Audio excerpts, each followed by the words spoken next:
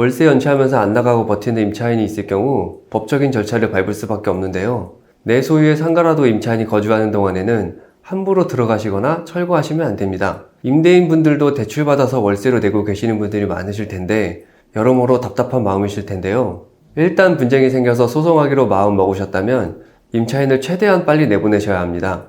오늘은 명도소송으로 임차인 최대한 빨리 내보내는 방법에 대해 알아볼 텐데요. 꼭 주의할 점에 대해서 짚어드릴 테니 오늘 영상 끝까지 시청 부탁드립니다.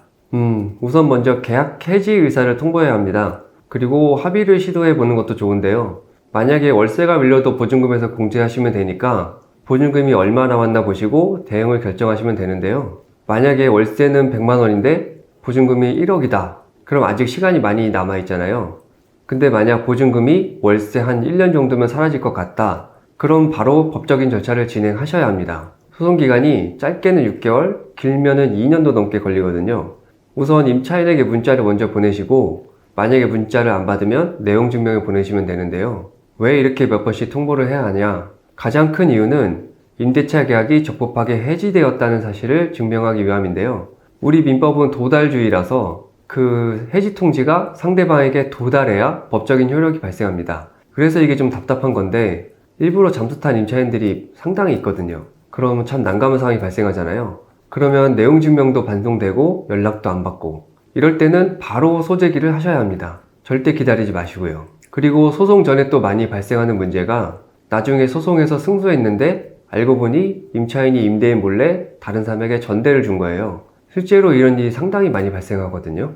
그럼 실제로 점유하는 사람은 임차인이 아니라 제3자인 거잖아요. 임차인이 아니라 다른 사람. 그럼 나중에 소송에서 다 이기고 강제 집행할 때 문제가 생깁니다. 집행은 판결문에 기재된 대로 그 판결문에 나와 있는 대로 하는 건데 판결문에 적힌 피고랑 실제 점유한 사람이 다르면 판결문대로 강제 집행을 못 하잖아요. 그래서 소송하는 동안에 임차인이 점유를 이전할 수 없도록 하기 위해 명도소송 전이나 명도소송과 동시에 점유이전금지 가처분이라는 것을 진행하는 것이 보통입니다. 점유이전금지 가처분도 어느 정도 시간은 걸리니 실제 살고 있는 사람이 누군지 확인이 가능하시면 명도소송과 동시에 점유이전금지 가처분을 진행하는 것이 좋습니다. 점유자가 누군지 알게 됐으면 명도소송을 진행하시면 되는데요.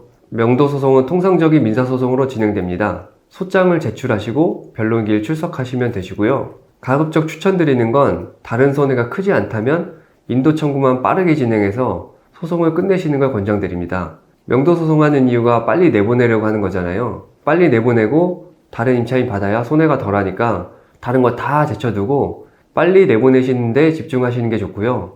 이제 임차인 측에서 임대인이 권리금 회수 방해했다, 영업 방해했다, 그래서 손해배상 받아야 한다는 식으로 변호사 고용해서 대응하는 경우도 있거든요. 이러면 이제 소송이 길어지잖아요.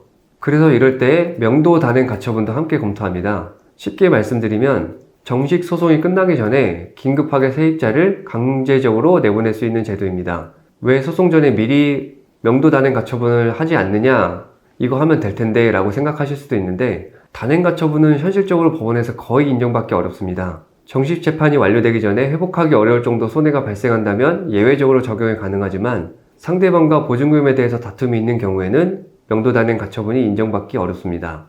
오늘은 명도소송에 대해서 알아보는 시간을 가졌는데요. 오늘 영상을 보시고 직접 소송을 진행하실 분들은 진행해 보셔도 좋고요. 변호사의 도움이 필요하시면 언제든 연락 주시기 바랍니다. 감사합니다.